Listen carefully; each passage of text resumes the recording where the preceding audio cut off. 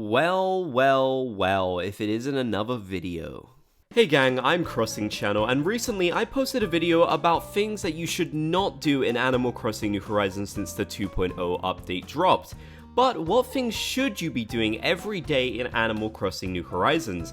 Well, as it turns out, there's actually quite a lot of things that are really important to do every single day now that we have some significant new features within the game.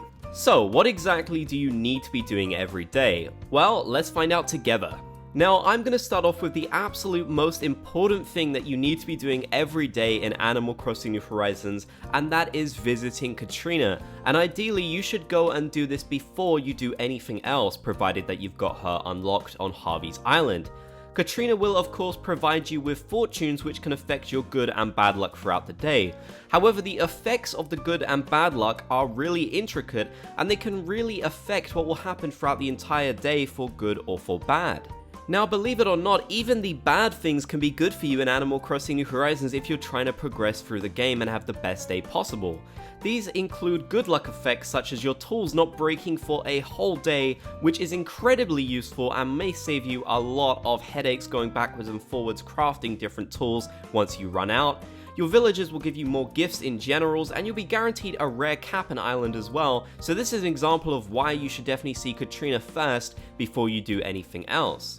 There's even good luck with money, such as getting more bell rewards. There's good luck with health, such as getting more stamina from eating food, and even friendship good luck as well. Some of these buffs that you get from Katrina honestly feel really overpowered, but in such a good way, especially your tools not breaking for an entire day. That is honestly really incredible, so you'll definitely want to make use of these before you get too far through the day. As I mentioned though, even bad luck can have some effects which you might find useful. For example, one of them is that your tools will actually break more easily. You may be trying to work towards getting some Nook Mile goals which require you to break tools, so you definitely could find this really useful.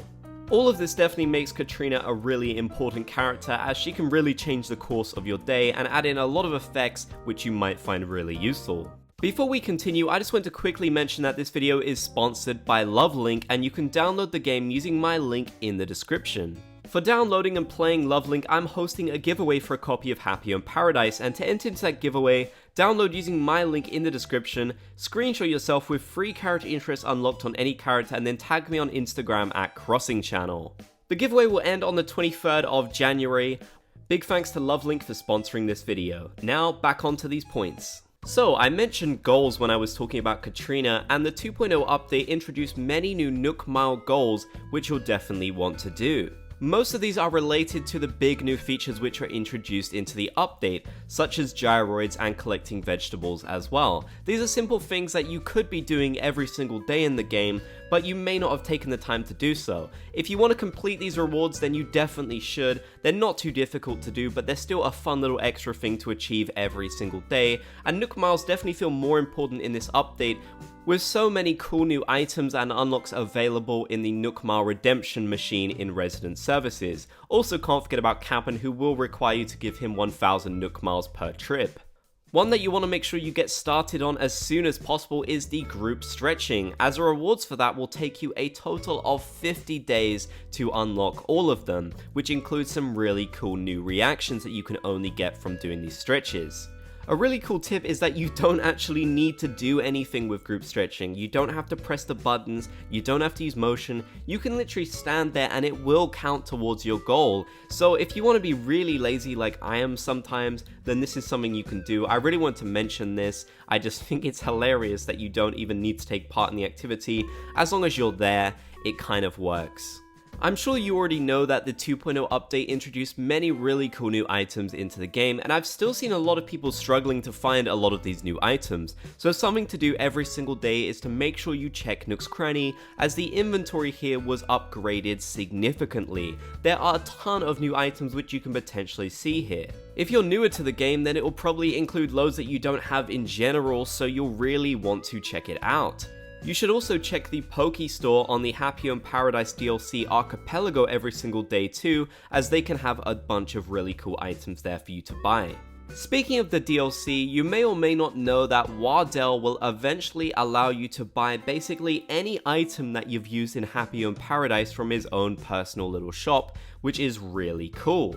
These items basically unlock when you visit more and more clients and design homes for them. So a really good tip is to make sure you check the beach here every day to do more and more clients so you can continue to update this list and unlock more items for purchase.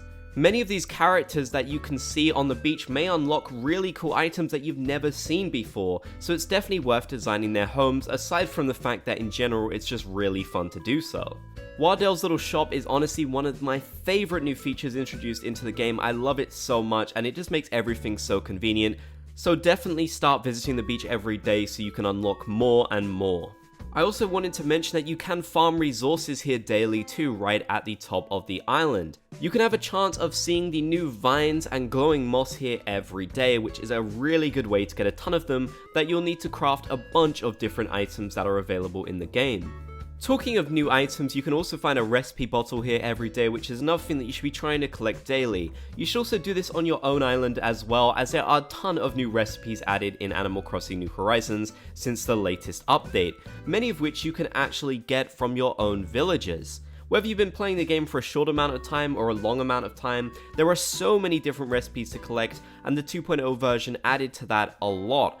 So you'll want to make sure you're paying your villagers a visit so that you can see if they have any brand new recipes for you, or maybe duplicates that you might want to share with your friends.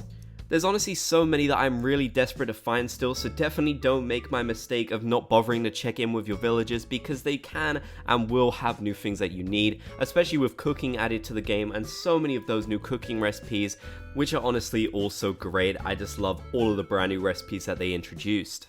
But let me know in the comments section down below what things you're doing in Animal Crossing New Horizons every day that you think other players need to do as well.